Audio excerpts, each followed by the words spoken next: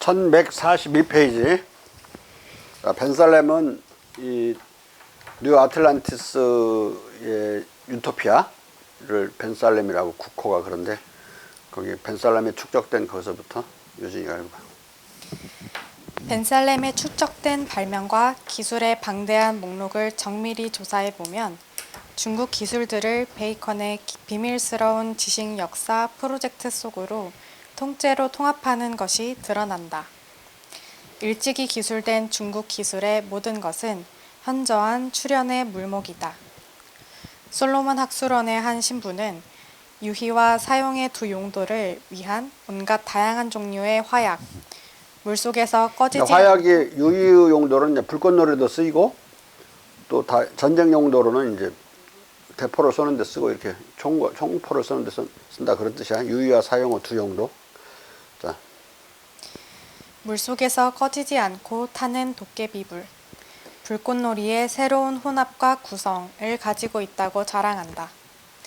그리고 앞서 시사했듯이 그는 중국인들이 그들의 도자기를 만드는 것처럼 우리가 다양한 접착제를 두는 여러 흙들 속에 매장물들을 기술하고, 그러나 우리는 이 매장물들을 아주 다양하게 가지고 있고 그들 중 몇몇은 더 곱다고 말한다. 더 곱다는 건 중국 것보다 곱다는 뜻이고, 중국인이 등장하지 여기에. 뜻밖에도 이 유토피아의 비교 대상으로. 그리고 땅속에 무슨 그 재료를 묻어두는 이것은 중국의 기술이거든요. 고령토를 바로 갖다가 도자기를 만드는 게 아니라 뭐 1세대, 뭐 60년, 이게 2세대 이렇게 묻어두면은 고령토 품질이 더 좋아진다고 그래요. 그래서 그 다음 세대나 이제 쓸 수 있는 그런 것들을 많이 묻어놨다고 그래요. 그걸 알아요, 베이컨이. 그래서 이제 이 말을 하는 거야. 흙 속에 묻어두는 거예요. 자. 중국의 도자기는 훌륭한 국제적 명성과 17세기의 야릇한 신화의 자리를 누렸다. 그리고 앞서 시사했듯이 베이컨 자신이 중국적 광기로 묘사하는 수명 연장, 장수 프로그램도 언급한다. 중국적 광기랑 아니 열광적으로 중국인들이 장수를 추구하니까 이렇게 표현한 거고, 도자기가 17세기에 야릇한 신화의 자리를 누렸다 이 말은 그만큼 도자기는 거의 그 이전부터 400년 가까이 중국 도자기는 오늘날로 치면 벤처 상품이었다. 사실 엄청나게 새로운 상품이었어요. 그렇게 아름다운 빛깔을 내면서 동시에 그 겉표면에 아주 또 멋진 그림들이 그려져 있고 그랬는데, 그림을 박아 넣는 그 도자기 기술이 없었고, 또 거기에 칠해져 있는 반짝반짝한 유약 있잖아요. 유약을 뭘 써야 되는지 몰라서 수없이 많이 실패하는데, 서양에서 그걸 짝퉁을 만들려다가 짝퉁 생산에 일반적으로 성공하는 게 1720년경이에요. 뭐 어떻게 되겠어? 국제적인 무역 관계는? 도자기에 관해서.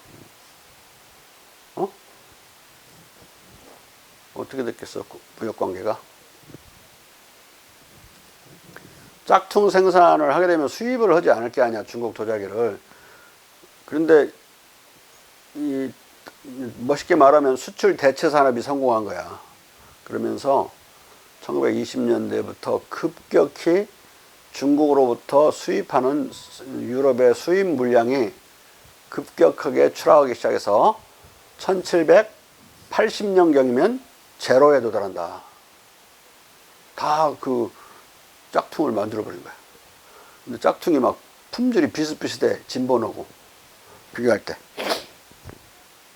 중국이 그때부터 약 80년에서 100년간 불황에 빠진다. 그걸 가경 도강 불황이라고 그래. 가경제와 도강제 그 황제 시절에 합쳐서 약 80년 정도 되거든. 근데 앞뒤로도 10년씩 있어가지고 뭐 100년이라고도 하고, 100년 불황 또는 80년 불황.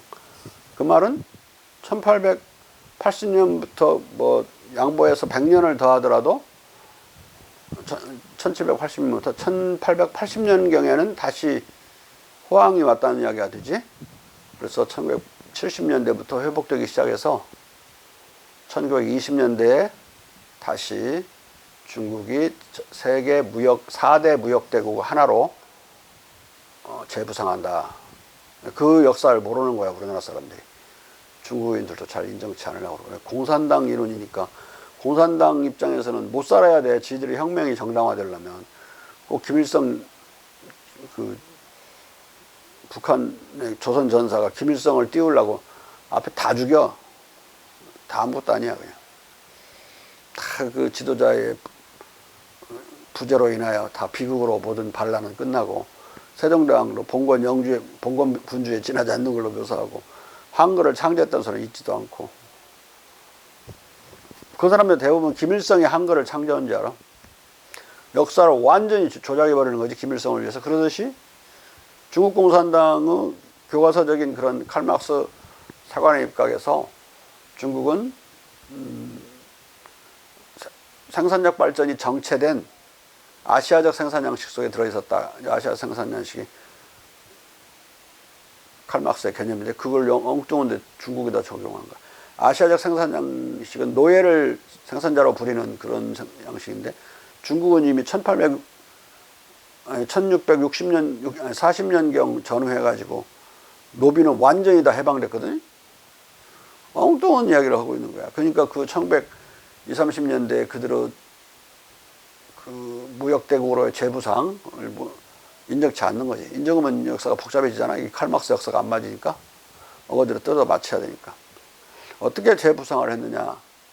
하나는 좌우상인 주도의 네트워크 생산 방식으로 공장제를 우회해서 새로운 자본주의적 그 성장을 하기 시작했다. 다른 하나는 가령 비단도 제로가 됐다고 그랬죠. 근데 비단을 생산을 하면 생사가 있어야 하는데 생사는 누에 꼬치에서 나오는 거잖아요. 근데 누에 꼬치, 그 누에가 뽕만 먹는 누에만 알았는데 중국에서 새로운 누에 종을 확산시켜요. 원래 있던 건데 그건 참나무를 먹어. 참나무 잎을 야생종이라고 참나무가 참나무를 하나하나 이제 따다가 먹이는데 그렇게 나온 그 누에고치의 생산은 물에 잘 풀고 빨기도 쉽고 아주 질긴 게 특징이라서 그 새로운 비단이 다시 전 세계를 석권해버려요. 다시 석권하고 차도 인도 차가 중국 차를 대신해 가면서 차의 수입도 거의 제로화돼 갔는데 나중에 차 맛을 제대로 알기 시작하면서부터는 아 중국 차가 퀄리티가 높구나. 알게 돼. 왜냐하면 중국에서 차 나무를 가져다가 인도에서 재배를 해가지고 나온 건데 그 차의 본래 잎사귀도 중요하지만 차 맛은 난 차 맛 잘 몰라. 너는 잘 알지? 몰라? 담배 피냐? 술 많이 마시냐? 술 많이 마시면 입맛이 망가진다. 퀄리티를 알게 된 영국이나 이런 데서 자기 나라 식민지 인도보다 여전히 중국 차의 품질이 높구나 알고서 중국 차로 다시 관심이 돌려져서 많이 수출이 돼요. 여러 가지 모든 상품들이 이제 그렇게 되고 또 중국 차 능력 이파리보다도 그걸 어떻게 가공하느냐가 결정적으로 중요한 거거든요. 그 가공 기술이 뛰어났던 거지 중국이 전통적으로 발달되어 온 그 기술이. 유진이는 차 맛 알아? 잘 몰라요. 몰라? 근데 이 사람들 막 중국 사람들 집도 팔아서 막 사잖아. 보이차. 이해가 안 가. 아무튼 그 중국이 다시 역사상 경제대국으로 돌아서 회복됐다. 지금처럼 못 살게 된 중국은 지금 이제 공산당이 개혁개방 이후에 좀 많이 올라서 지금 $10,000 정도 되더라고. 1인당 국민소득이. 우리나라의 3분의 1 이하이던데 저렇게 된 이유는 두 가지야. 하나는 일본군의 침공, 다른 하나는 공산당의 공산화 정책이라고. 모든 사기업을 다 공산하고 시장을 없애버려서 한동안 언제까지? 1980년대까지. 1980년까지. 근데 그 이전에 이제 개혁개방 정책 1978년 이런 때 등소평이 복권이 다시 이제 오뚜기처럼 되살아나는데, 그때부터 그 말들은 했지만 당의 결정으로 그걸 받아내가지고 이제 관철하는데 1980년대에 갔어야 되고, 1980년 전후에서야 유학생들을 해외로 엄청나게 내보내기 시작해서 외국에서 경영기술과 자본주의 뛰어난 선진기술을 배우라고 이제 한 게 그 시점이에요. 돌아와서 그걸 적용해갖고 이게 생산성이 이제 높아져야 되는데 상당한 시간이 걸리잖아요, 그게. 그래서 아마 90년, 정확히는 1990년부터 연대부터 회복되기 시작했다고 봐야 돼요. 근데 아직 다 제대로 회복되지 못했어요. 왜? 1980년까지는 그냥 박살이 난 거잖아요. 1931년 만주사변이니까. 몇 년, 한 50년 가까이. 반세기를 경제 파괴가 벌어지는 거야, 중국에서. 그래서 우리가 보는 그 못 사는 중국인들의 사진이나 이런 것들은 그 시기에 거의 다 찍힌 거거든. 그 20년대 사진은 없어. 잘 사는 사진은. 찍으려고도 안 했는지 아니면 관심이 없으니까 아예 제쳐버린 건지 여선에서. 그런데 공산화가 되지 않은 다른 중국 지역은 잘 살았어. 대만도 잘 살았고, 우리보다 더 잘 살았어, 대만이 처음에는. 싱가포르도 잘 살고, 홍콩도 잘 살고, 그러니까 유교 국가들은 다 잘 살았어요. 근데 베트남도 유교 국가인데 또 공산화됐잖아요, 거기도. 이번에 코로나를 막아내는 거 보면 그게 유교적인 나라의 특성도 있지만 공산당의 그 독재도 한몫했다고 봐야 돼. 마스크 안 쓰면 엄청나게 탄압할 것이고, 막 집 걸어 잠궈 놓고 열면은 막 벌금 때리고 막 그랬을 거라고, 아주 사정없이. 그런 식으로 인권 침해나 독재를 감당하면서 코로나를 물리치는가, 한국처럼 그냥 자유로운 상태에서 인권 침해 없이 물리치는가, 이건 큰 차이야. 하나의 문명의 수준 차이라고. 베트남 부러워하는 사람 있나? 한국 부러워하는 사람은 많더라, 세계에. 근데 베트남은 지금 한 명도 안 죽었어요. 근데 베트남 부러워하는 나라가 한 나라도 없어. 그 인민반장으로 하여금 완전히 통제하는 시스템을 다른 나라는 없고, 그런 거 만들려고도 않고, 만들면 큰일 날걸? 전두환 때 우리 반상회 막 강제로 시키고 그랬잖아. 근데 민주화 되자마자 싹 없어졌지, 반상회.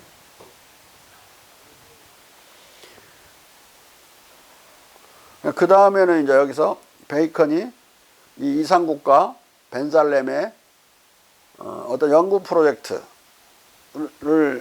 기술들을 나열하는데, 뭐 말은 안 했는데 다 보면 중국 기술이야.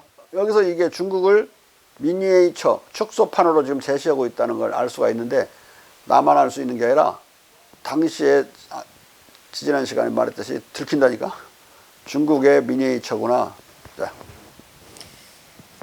이런 기술들을 망라하면서 베이컨의 비밀 역사 또는 비밀스러운 기술 박물지는 중국의 기술적 업적들을 그 자신의 프로젝트를 되돌아 가리키는 과거의 새로운 비전 속으로 주입된다. 그는 보편적이고 전 지구적인 목적을 가진 프로젝트를 선명하게 만든다. 이상국가의 과학기술 연구 프로젝트에 이미 세상에 널리 알려진 중국 기술들을 포함하는 이 조치는 벤살렘의 기념관 또는 과학적 발견의 전당에 대한 베이컨의 기술에서 다시 나타난다. 솔로몬 학술원의 한 신부는 이 공간을 아주 길고 아름다운 화랑으로 기술한다. 이 화랑 중 하나는 모든 주요 발명가의 동상들을 전시한다. 이 신성시되는 공간에서 치자는 섬의 치자 과학자 계급의 명령과 의뢰를 위해 동상들을 세운 일련의 인물들을 목록화한다. 이 방대한 리스트에는 대포와 화약의 발명자, 인쇄술의 발명자, 누에의 비단의 발명자, 그리고 당신이 가진 것보다 더 확실한 전통에 의해 이 모든 것이 포함된다. 중국 발명품들은 과학적 발견의 비밀 역사를 기록하는 데 바쳐진 신성한 박물관 안에서 확고하고 필수적인 자리를 가지고 있다. 베이컨은 앞서 언급한 자료 원천들을 통해 이 발명품들이 중국에서 기원한다는 것을 알고 있었다. 벤살렘과 중국의 더 본질적인 연관성은 벤살렘의 해안지방 렌푸사에 출현한 방주의 기적을 통해 벤살렘의 백성들의 기독교 신앙을 설명하는 데서도 드러난다. 그 해안지방 사람들의 빛나는 기둥 아래서 이 기둥의 몸체보다 더 밝은 빛의 큰 십자가를 발견했다는 것이다. 십자가가 세워진 방주는 기억, 보전, 선택, 구원의 중요성을 결합한다.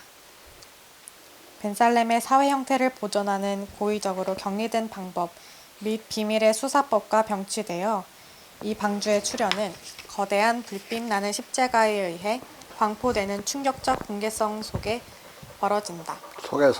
속에서 벌어진다. 고의적으로 노출된 공간에서 솔로몬 학술원의 한 신부는 해석을 위한 기표와 기도를 번갈아 단언한다. 정보, 계시, 보존의 이 고도로 가시적인 기표는 성서적 명문과 글자를 둘 다 포함하고 있다. 베이컨의 치자는 주장한다. 이 두 글 속에도 책과 글자가 들어있어 이 책과 글자가 위대한 기적을 일으켰고 다 인말의 시원적 재능에서 복음의 그것과 상응한다. 왜냐하면 그때의 이 땅의 토착인 외에도 히브리 사람, 페르시아 사람, 인도 사람들이 존재해서 모든 사람은 제각기 책과 글자를 마치 그 자신의 언어로 쓴 것처럼 읽기 때문이다.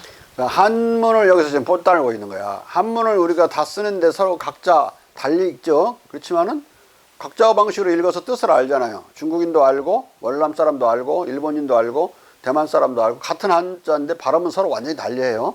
우리도 그걸 읽고 안단 말이야. 그것처럼 그런 글자가 나왔다. 완전히 이것도 중국 모사물이지. 자.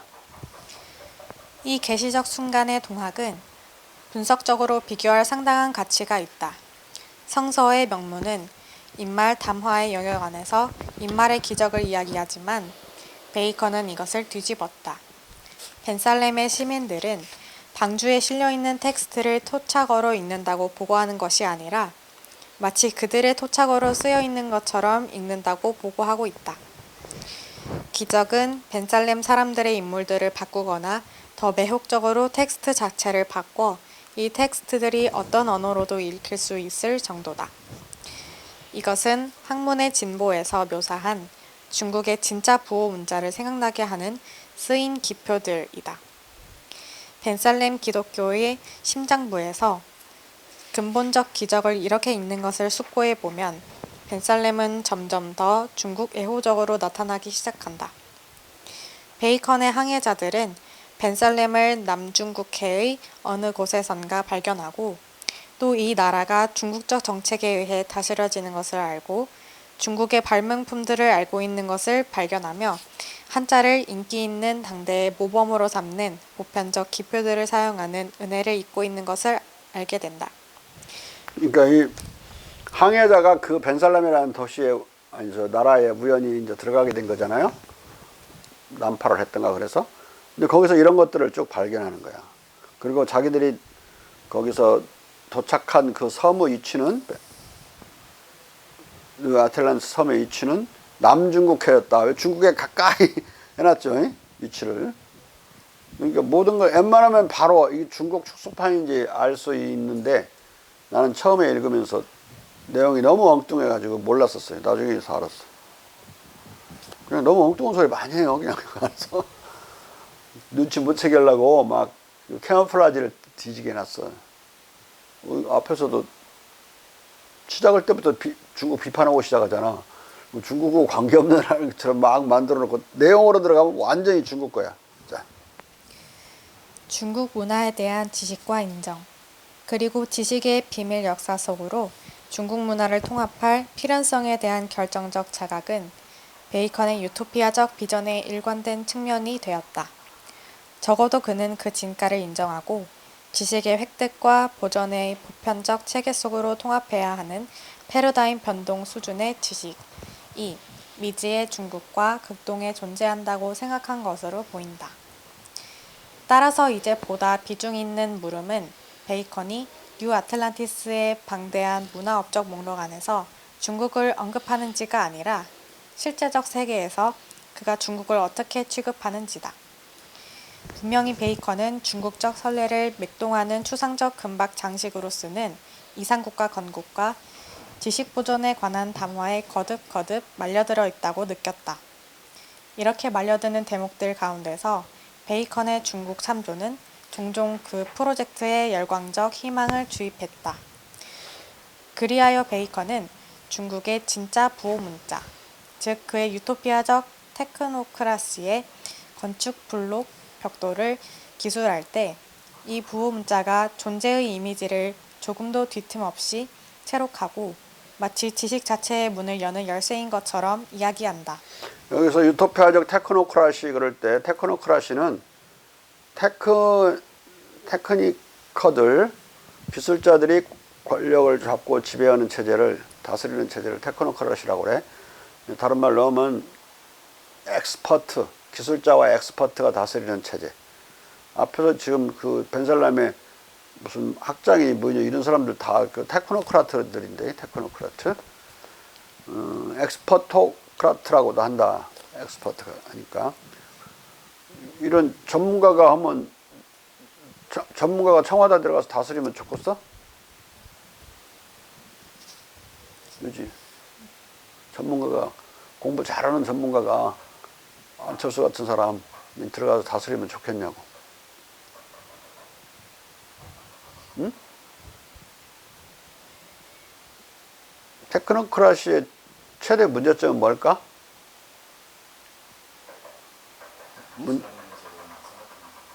문제점들이 뭘까? 하나가 아니라 많네. 기술적 합리성만 따진다. 그것이 공리성을 보장해 준다면 따져야지. 우리가 안 따지고 있나 열심히 따지고 있지. 그게 그 자체가 뭐 잘못된 건가? 나쁜 건가? 손해나는 건가? 그렇지 않지. 테크니컬 레셔널리티는 계속 추구해야 되는 거라고. 테크니컬 레셔널리티 뭐 별거 아니라 테크니컬 이피전시야. 기술적 효율성. 그건 너도 계속 추구하는 거 아니야? 어? 정치를 할 때 가장 중요한 건 뭐야? 정치에서는 정오가 없어요. 여러 이해관계들을 컴프로마이즈 시키고 그래서 공동체를 단합시키는 방향에서 돌출 문제들을 해결해 나가는 거거든. 거기서 중요한 것은 타협이라고. 타협을 어떻게 끌어내는가가 대단히 중요한 게 대립적인 의견이 있을 때. 근데 이 테크노크라트들은 정오만 따지려고 그래. 이게 틀리냐 맞냐, 통하냐 안 통하냐, 전기 통하냐 안 통하냐. 정치가 그런 것이 아닌데 테크니컬 이피션시만을 추구한다는 걸로는 나쁜 것은 아니지만 그것만 추구하면서 정치적인 합리성을 놓쳐버리는 거. 타협을 할 줄 모르는 거. 꼴통 되는 거지 뭐. 그런 정치는 우리가 바라는 정치가 아니다. 국민 화합도 할 수가 없어요. 두 번째 문제는 테크노크라트와 넌 테크노크라트 일반 대중은 엄청난 격차로 벌어지게 돼. 네? 테크노크라트 중에 똑똑한 놈을 우리가 선거로 뽑으면 된다. 근데 그 세계를 아나 우리가? 모르지. 그러니까 사기 잘 치는 놈이 되겠지만은 그런 의미에서 테크노크라트와 일반인 사이에 격차가 너무 벌어져서 새로운 신분제 사회가 될 가능성이 커요. 이 테크노크라트 지배하는 경우에는. 지난번 대선도 보라고. 공부 잘하는 엑스퍼트 같은 사람들이 막 서울대 나온 사람들이 3명이나 됐죠. 안철수. 또 여성 누구지? 심상정. 또 누가 나왔었더라? 홍준표, 고대. 또 하나 더 나온 것 같은데. 문재인 대통령 빼고. 하여간 4명이라고 칠 때 거기서 유승민이 나왔었냐? 유승민이. 걔도 서울대 나왔잖아. 근데 다 떨어졌어. 경희대가 돼서 경희대 출신. 유진. 왜 그랬어? 테크노크라시로 보면 절대 당선될 수가 없지. 응? 그 공부자. 요런 놈들은 대통령도 시험 보자고 할 놈들이야. 테크노크라트들은. 자기들이 해먹으려고. 이게 기술자들의 권력료로 인하여 이렇게 되는 건데 실제로 이런 나라가 만들어진 적은 없어요. 응? 만들어진 적 없고 시진핑이 청와대 그 기술공대 출신이라는 거. 근데 그 사람은 그거 외에도 오랜 공산당원 생활을 했기 때문에 대단히 공산주의적 정치에는 능한 사람이지. 이게 테크노토피아를 추구하고 있는 거야, 지금 베이컨이. 응? 이것도 이제 비판점이 될 수 있는 거라고. 테크노크라트와 비테크노크라트의 그 격차는 절대로 비테크노크라트인 일반 대중이 극복할 수 없어. 응? 극복할 수가 없다. 근데 정치적인 당선자, 선출자는 뭐 안 찍어버리면 떨어지는 거니까 나하고 똑같이 시민 되는 거 아니야? 근데 이 사람들은 그렇지 않아서 아까 말한 대로 위험한 신분제를 테크노크래틱 에스테이트를 다시 도입할 가능성이 크다. 위험이 크다. 더 계속 읽어봐. 그러나 이 비중 있는 모든 수사는 고의적으로 원래의 장소에서 전치되어 현장을 넘어가는 저편에 위치하고 베이컨이 그의 분석을 다른 자료 원천, 즉 중국의 근거를 둔다고 상기시키는 빈번한 삽입 메모들에 의해 즉 대상을 확실성의 영역에서 배제하면서도 이해관계가 있는 분석의 시계에 노출시키는 것에 의해 한정된다. 베이컨이 중국을 그의 더 큰 프로젝트, 즉 뉴 아틀란티스의 심장부에 들어있는 비밀스러운 과학사에 포함시킨 것은 17세기 영국의 동시대인들에게 당연히 들킬 수밖에 없었다. 아니 이게 거기서 중국 걸 베껴왔다는 말 한마디도 안 해요. 막 중국 것보다 더 좋다고 어쩌고 막 그러면서 내용은 아까 뭐 인쇄수로 발명자 누구야? 중국 사람 아니야? 뭐 종이어 발명자 체륜 아니야? 중국 사람 비단의 발명자 누군지 모르지만 중국 사람이라고 어? 이러고 있는 거야. 근데 그걸 안 들키겠어요? 17세기 영국의 동시대인들에게 당연히 들킬 수밖에 없었다. 읽어봐. 토마스 벤크로프트는 거짓말에 맞서 라는 풍자시의 중요한 구절을 영국으로부터 도피함으로써만 진리를 배울 수 있다는 상상적 허설을 퍼뜨린 사람들을 풍자하는 데 바치고 있다. 진리의 얼굴을 보고자 하는 자는 다른 해안으로 항로를 조정해 가야 한다네. 여기는 우리가 보는 가면, 베일, 유사품을 빼고 아무것도 놓여있지 않다네. 이 장난스러운 풍자시의 한가운데서 벤크로프트의 화자는 한동안 옆으로 비켜서서 중국과 뉴 아틀란티스 간의 은폐된 연관을 상상적 여행 이야기 속에서 재현한다. 화자는 육지로 중국의 해안으로 중국의 해안으로 이제 밝혀버리죠. 굴러가 있는 것으로 느끼고 그것은 전혀 통속적이지 않은 종류의 발명들을 우리의 보다 행복한 베이컨이 그를 유명하게 만든 뉴 아틀란티스에서 본 것과 같은 것들을 내게 보여주었네. 이 화자가 쭉 여행을 해갖고 중국 해안에 갔는데 거기 가서 봤더니 베이컨이 뉴 아틀란티스라는 책에서 나열한 것과 같은 비슷한 것들을 보여줬네 나한테. 뭐야 대단히 얇게 씹은 거죠 베이컨을. 자. 벤크로프트는 실존하는 유토피아 중국과 뉴 아틀란티스 간의 닮은 꼴을 콕 집어 풍자하고 있다.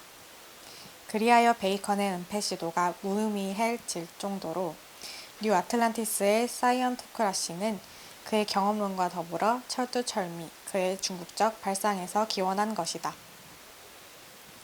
근대 경험과학의 사이언은 이제 아까 테크노크라시가 아니라 사이언을 붙여서 사이언토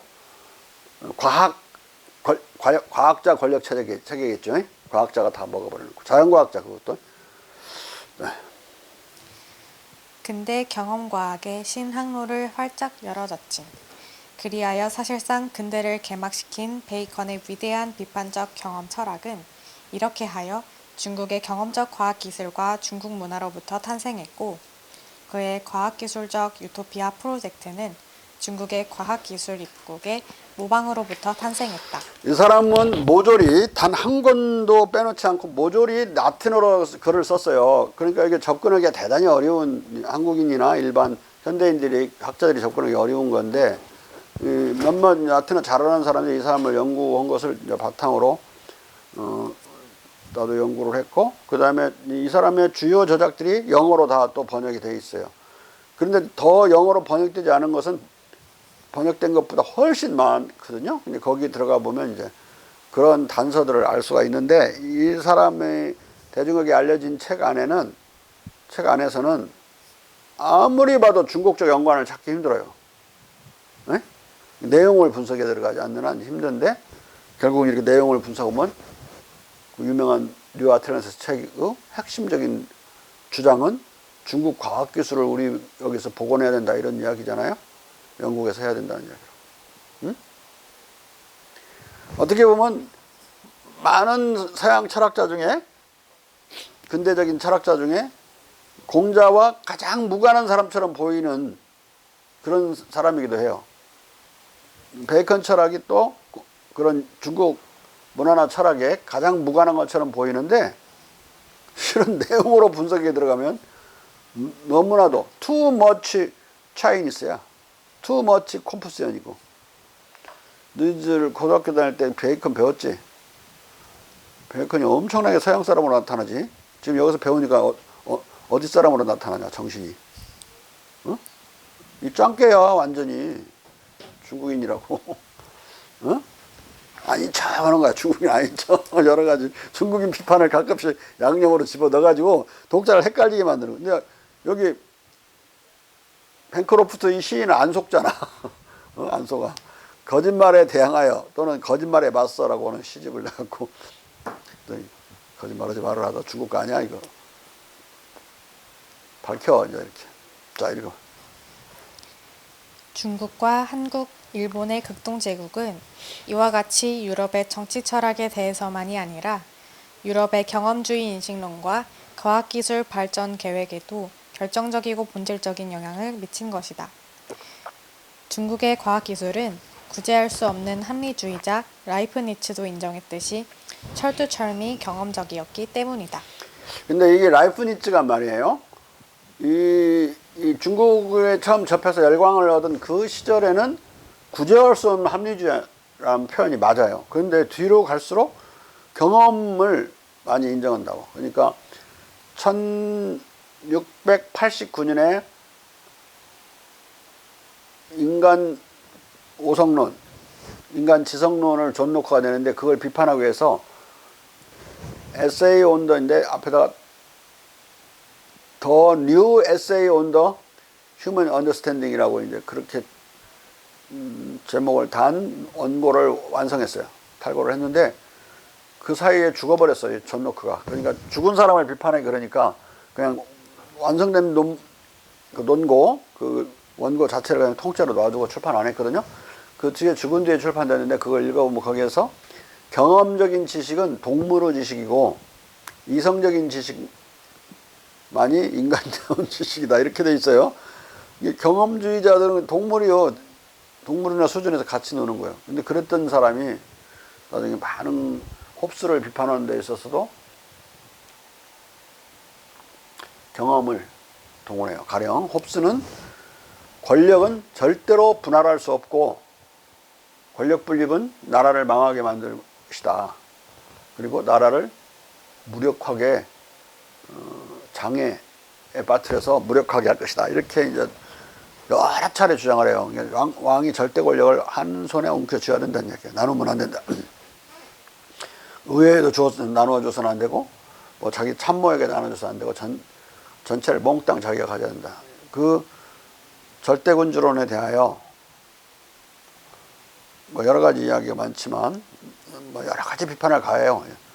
하나 비판 중에 하나가 권력을 분립하면, 주권적 권력을 분립하면 나라가 망가지거나 뭐 그런다? 그렇지 않다고, 경험은 그렇지 않다는 걸 보여준다. 그러면서 역사적 사례들을 들어요. 폴란드가 귀족에 의해서 권력이 많이 나가 있는데 군중의 권력이 안 망했지 않느냐. 또 독일도 다 분권되어 살지만은 독일이 신성로마 황제 아래 상징적으로 모여 있는 거 맞은데 신성로마 제국 황제가 그렇게 큰 권력을 가지고 있지 않거든요. 모두 그 제후국들이 권력을 가지고 있기 때문에 뭐 연방제도 아니고 국가연합 정도 체제였는데 경험은 독일이 안 망하고 이렇게 수천 년을 1000년 이상을 존재하는 걸 보면 네 말 틀렸다. 홉스한테 경험이 너를 부정한다고 경험으로 이야기를 해요. 비판을. 그러니까 완전히 경험론자가 됐죠. 아이고. 연방제하고 국가연합이 어떻게 다른지 알아?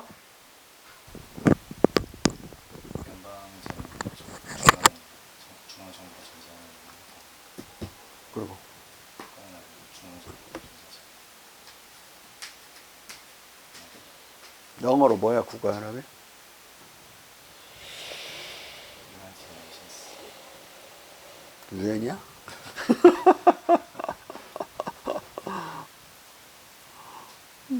유진이 빨리 와라 이놈아. 그 받았어. 국가연합은 컨페더레이션. 연방제는 연방 또는 연방제는 페더레이션. 콘이 빠져.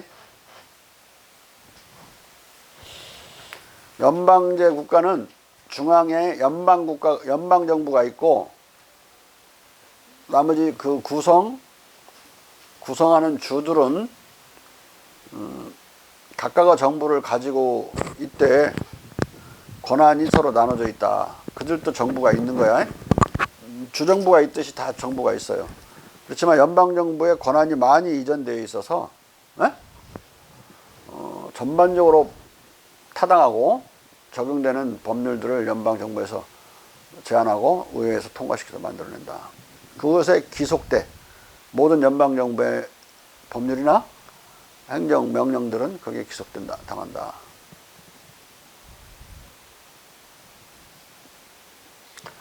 국가연합은 여러 개의 국가가 연합했다는 뜻이야. 말 그대로. 영어로는 confederation. 유진이 너 없을 때 영어로 말해줬어. 연방제는 federation. 국가연합은 confederation. CON이 붙어 앞에. 국가연합은 여러 개의 국가가 있는 거니까 가령 미국의 주들이 처음에 주라고 안 돼 있잖아요. 스테이트라고 돼 있잖아요. 국가라고. 여러 국가들이 연합을 해서 그냥 모여가지고 대륙회의에서 통과시킨 것들만 집행하는 그리고 몇 가지 원칙들을 정해준 것에 따라 움직이는 그런 이제 상황인데 그런 식으로 보면 초대 대통령 워싱턴은 한참 뒤에서 1783년에서 나타나거든요. 76년에 독립선언을 하잖아요. 그러면 몇 년 뒤야? 약 9년 뒤에 나타나는 거니까. 그럼 그때부터 연방정부의 권한을 거의 안 줘서 거의 허세비나 다름없이 지나갔는데 몬로에 이르기까지 상당한 기간 동안 국가연합 상태에 있었어요. 그래서 스테이트란 말을 쓴 거야. 그런데 중앙정부 권한을 강화하는 쪽으로 또 막 운동이 무브먼트가 일어나가지고 이제 강화되면서 중앙정부가 이제 세졌는데 그렇게 세졌으니까 주니까 주라고 뭐 말을 바꿔서 프로빈스라고 해야 되느냐 그런 거 논쟁 없이 그냥 쓰고 있는 거야. 그래서 스테이트를 그대로 쓰면서 그래서 외무장관도 뭐 디플로매틱 뭐 또는 그런 익스터널 이런 말 안 쓰고 Department of State 국무성이 외교부야. 우리 외교통상부랑 같은 거야. 이유는 그 국가들을 대외관계를 처리하는데 그 바깥에 가는 걸 처리하고 안에 있는 주들끼리 그런 것도 처리하고 그래야 되기 때문에 처음에 생겨났는데 지금은 주들에 대한 이 일은 전혀 안 해요. 미국 바깥에 대해서만 하는 그야말로 외교부나 똑같은 상황이 된 거지. 말들의 어원을 지금 말해주는 거야 내가. 국가연합과 연방제를 구분할 줄 알아, 이제 유진이? 자, 그러면은 남북연합에 의한 통일을 지향한다. 남북기본합의서, 노태우 때 맺어진 남북기본합의서에 그렇게 되어 있거든요. 연방제 통일이 아니라 남북연합, 남북국가연합을 통해서 통일을 기한다, 이렇게 되어 있어요. 무슨 알겠지? 거기 보통은 이제 낮은 단계의 연방제라고도 표현하는 경우도 있어. 그 국가연합을.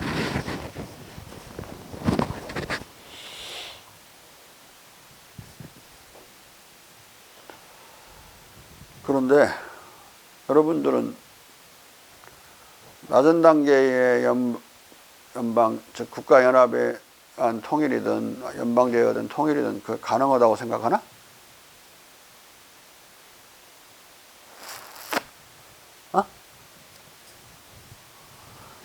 독일은 분데스 레퍼블릭 도이칠란트거든.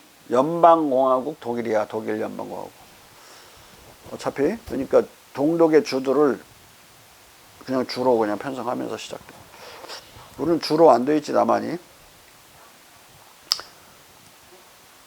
그러니까 무슨 방안으로 연방제로 한다, 이것도 남북 두 개의 국가가 있는 면서 중앙정부를 만드는 건데 그건 쉬운 일이 아닐 거고, 그러니까 낮은 단계에서 각각의 중앙정부 없이 그냥 각각의 합의 그 정부를 갖고 그 정부 간의 합의를 통해서 합의하는 기구를 두어가지고 그 합의에 따라 행동을, 비헤이비어를 통제하는 그런 식으로 생각한 거예요.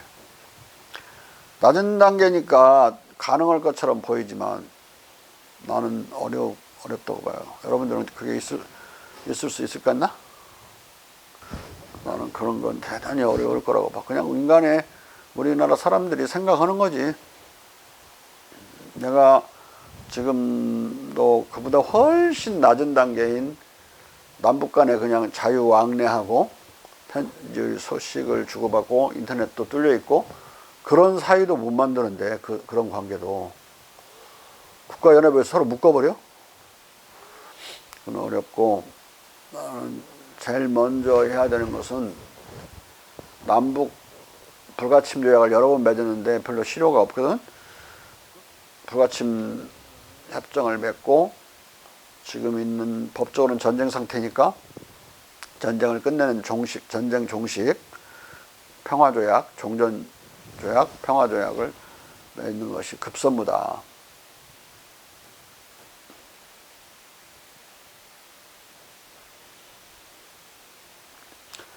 그러고 나서 가능한 분야부터 조금씩 자유왕래를 할 수 있게 그런 걸 어떻게든지 뚫어가는 거. 이건 우리에게, 우리나라 사람들의 많은 사람들이 아주 짧은 생각을 하면서 막 나불대요. 그러다가 북한이 우리를 쳐들어오면 어떻게 되느냐, 어쩌냐, 이런 소리 하는데, 북한에 있는 모든 기계와 사단은 움직일 수 없어요.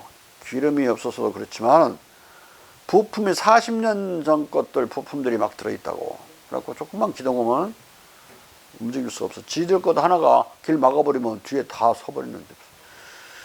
외양만 크지 실제로는 약하다. 우리는 기술적인 미사일이나 이런 것도 현무4는 미사일의 무게가 2톤이에요. 날아가는 속도가 마하 10, 소리의 10배 속도로 날아간다고. 대부분 미사일은 1톤, 이거 5마하 정도밖에 안 되거든. 빨리 날아가서 땅속에 박히는, 무거울수록 땅속에 박히는 깊이가 달라지는데, 무거울수록 더 깊어지는데 180m까지 뚫을 수 있어. 그 밑에 빵카에 김정은이 숨어 있더라도 180m까지 땅을 뚫고 들어가서 언파시켜볼 수 있는 거라고. 거의 핵무기나 다름없는 재래식 무기야. 그리고 돌산도 60m까지 뚫고 내려간다고. 무섭지? 세계 최강의 미사일이야, 한국 미사일이. 그건 한 방 맞으면 핵 항공모함이 분쇄돼 버린대.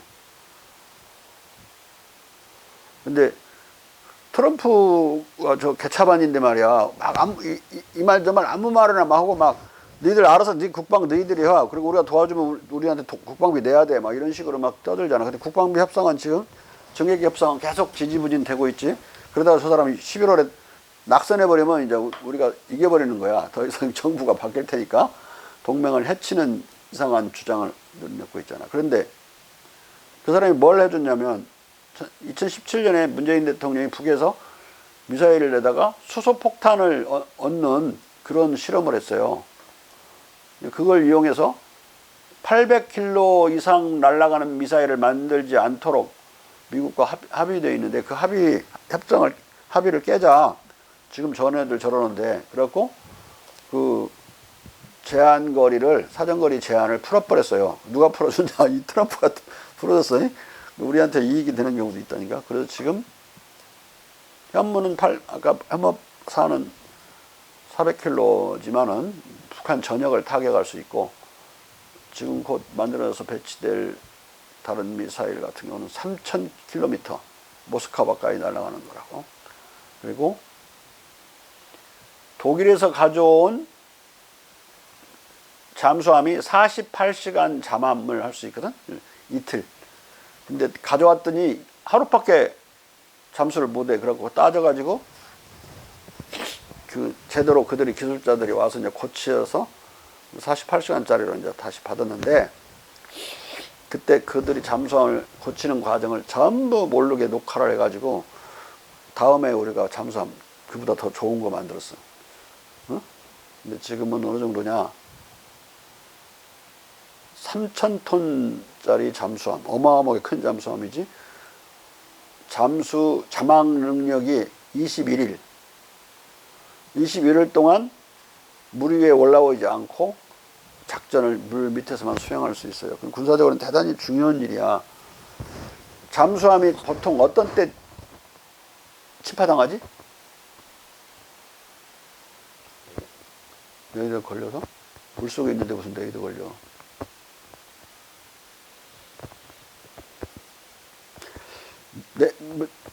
소나로 소리 감지기로 어디에 있는지 그 알아내려고 해도 이 새끼들이 물 밑에 다 깔아앉아가지고 엔진을 꺼불잖아. 그러면 지나가는 경우도 있고 폭내 떨어뜨려봤자 막 고막만 터지지 죽지는 않고 터지지도 않고 뭐 그런 거 많이 봤지. 근데 어느 때는 이게 뒤지느냐.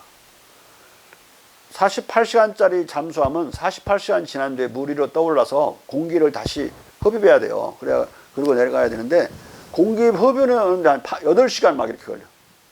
그 사이에 비행기를 만나면 적기 그건 죽는 거야 이제. 폭침이야.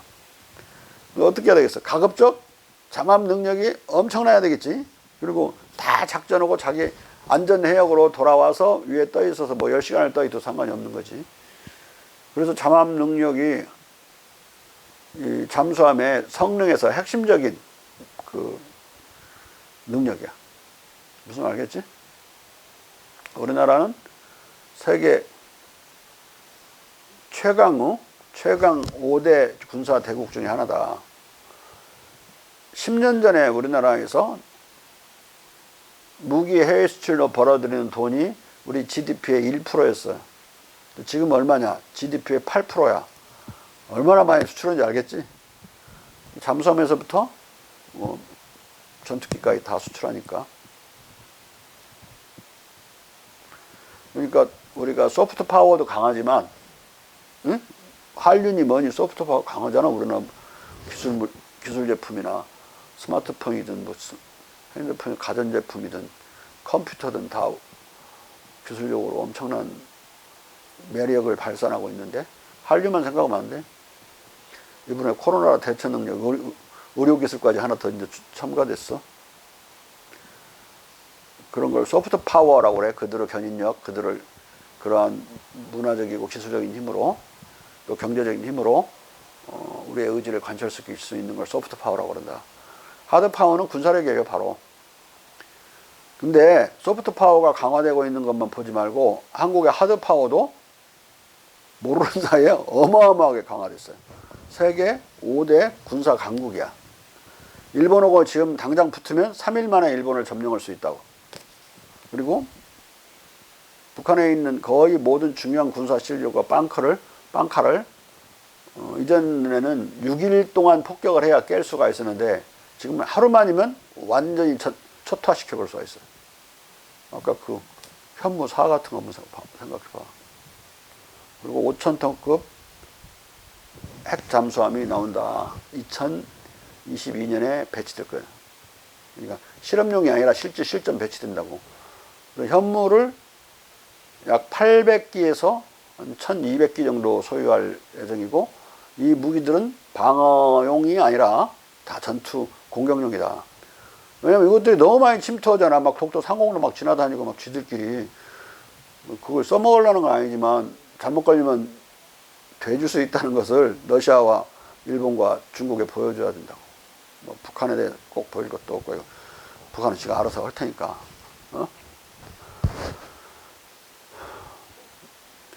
여기 지금 베이컨이 너무나 그런 소리만 해서 내가 기술 이야기를 좀 한 거야. 너희들이 모를 것 같아서. 몰랐지? 북한에서 온 탈북자들은 북한군의 정신력이 뛰어나서 우리가 전투면 남한이 진대야. 사람이 싸우나 요새? 사람이 싸우냐고. AI가 싸우고 드론이 싸우고, 드론으로 혁명수비대 사령관을 미국에서 죽여버리잖아 그냥.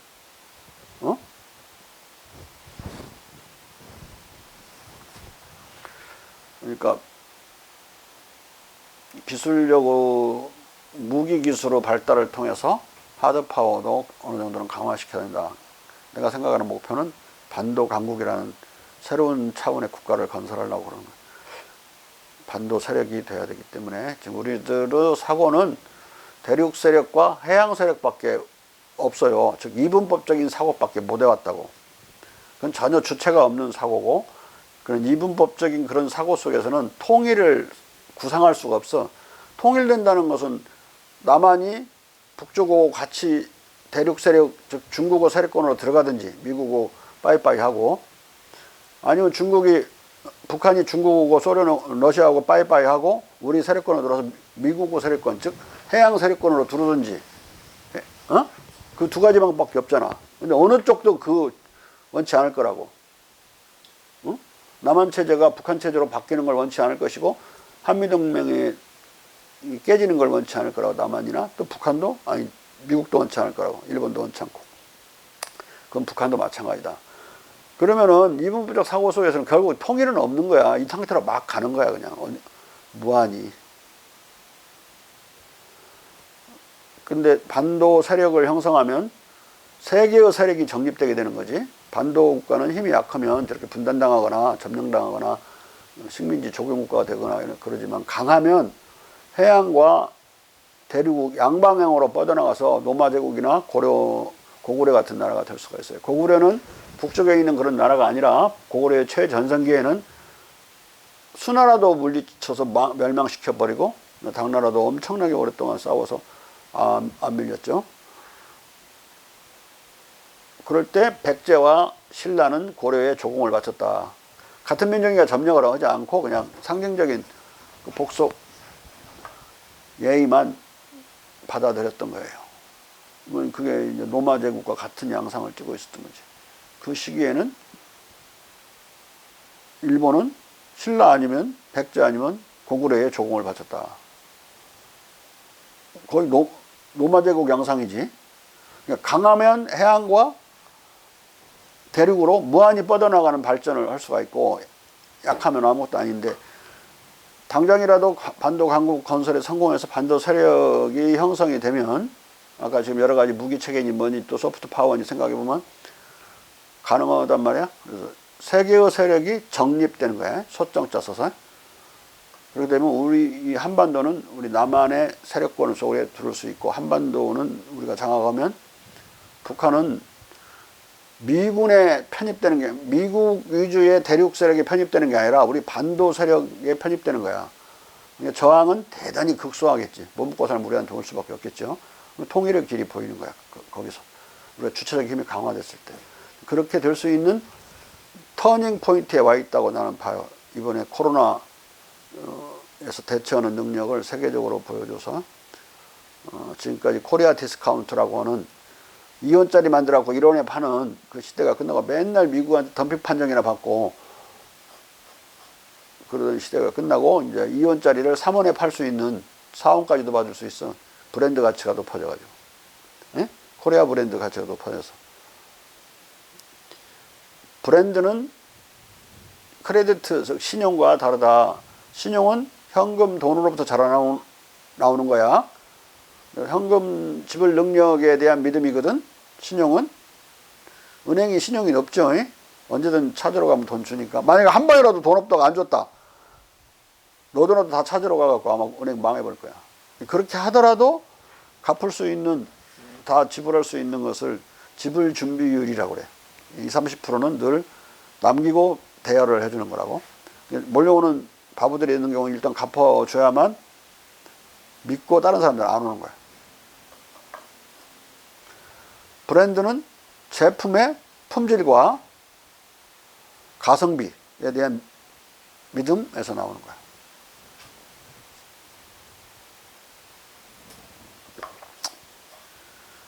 재밌지?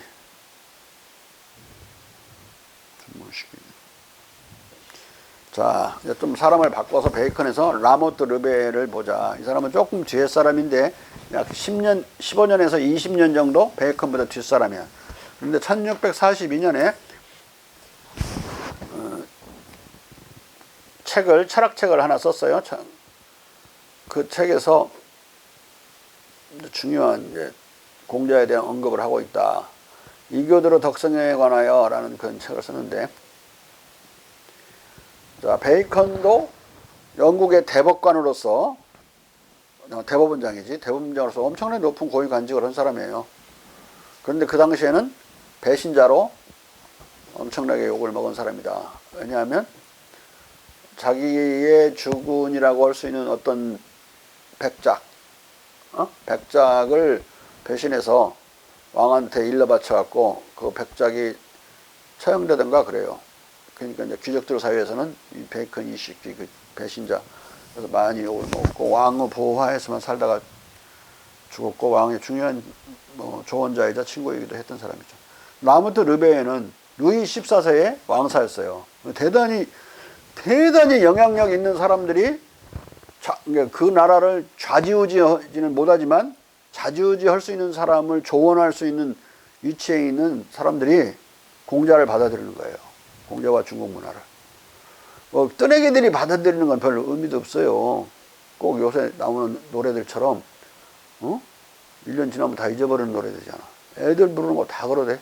명곡이 없어, 명곡이. 특히 근육이가 듣는 재즈. 잠깐만요, 너는 아니야?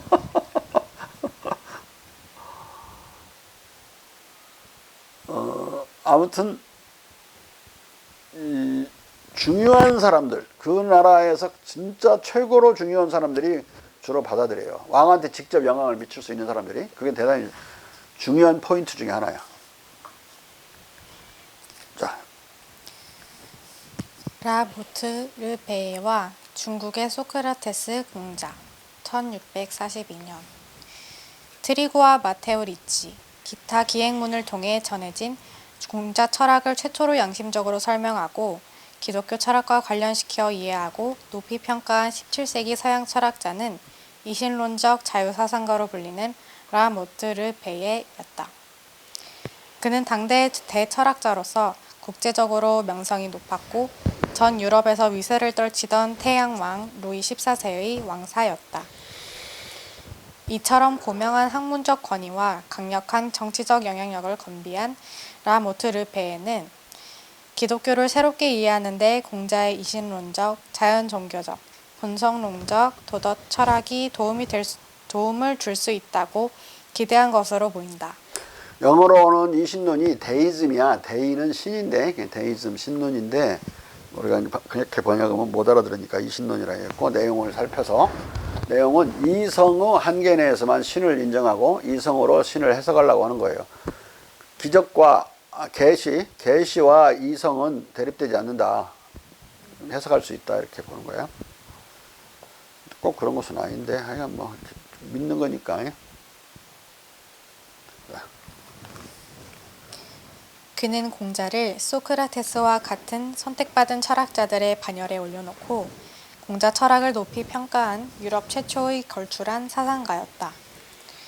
라모트 베예는 리셀리웨의 간청에 따라 원죄가 예수 그리스도의 구원 은총 없이 도덕적 생활을 영위하는 것을 불가능하게 만들었다는 얀세니스트 사상과 대결하며 불교와 유교의 독트린을 찬양했다. 계시된 진리와 교회의 비준보다 1차적으로 인간의 경험과 지성적 가치들에 기초한 합리적 도덕에 대한 그의 의무의식은 프랑스 교회의 정치사회적 지위에 대한 일종의 도전이었다. 자, 여기서 얀세니스트들은 하나 이제 개신교 종파 중에 하나인데 좀 카톨릭적인 요소도 많아요. 꼭 그 영국의 성공회 국교회가 그러듯이. 근데 여기서 원죄가 예수 그리스도 구원 은총 없이 도덕적 생활을 영위하는 것은 불가능하게 만들었다. 예수 그리스도가 우리를 구원하는 은총을 베풀었기 때문에 원죄를 저질지라도 우리가 지금도 도덕적인 생활을 영위한다. 이런 말에 뒤집으면 예수가 없었으면 아무것도 안 돼. 근데 이게 기독교에, 카톨릭에서는 예수를 별로 중시하지 않잖아. 성모 마리아를 더 많이 받으니까. 이게 이제 타당성이 없고, 카톨릭을 비판하는 내용이 좀 들어있기도 하는 거예요. 이렇게 보면. 응? 근데 이제 더 나아가면 밀턴 같은 경우는 예수 그리스도가 십자가에 못 박히는 그러한 자기 희생, 자기의 죽음을 통해서 대속했다. 이 인류를 대신해서 속죄를 한 것이다. 그걸 기점으로 원죄가 사라진 걸로 해석하는 그런 종파를 대변해요. 그러니까 해석을 두고 여러 가지가 있는 거죠. 그런데 많은 기독교인들이 무식하니까 원죄 때문에 지금도 많은 죄악이 벌어지고 뭐 범죄가 벌어지고 이렇게 생각하는 사람들이 많아요. 기독교인들 중에. 원죄설적 성악설이지, 그 사람들은. 원죄설적 성악설 또는 원죄론적 성악설. 근데 이 성악설이 맞아, 성선설이 맞아, 성악, 양선설이 맞아. 말해봐. 성악설은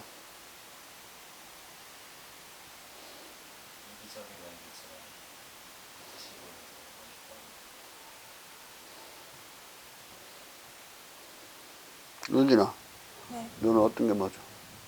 네가 보면 네가 악한 것 같으네? 솔직히 말해.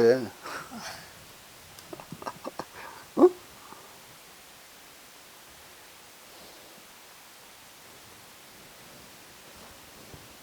네 친구들 보고 너 보고 그러면 성악설 맞는 것 같아?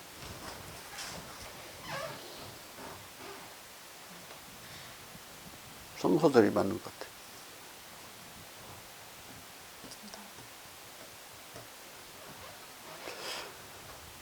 나는 어떻게 생각하느냐. 성선설도 맞고 성악설도 맞고 성선, 성악, 양선설도 맞아. 선악, 양선설도. 왜냐,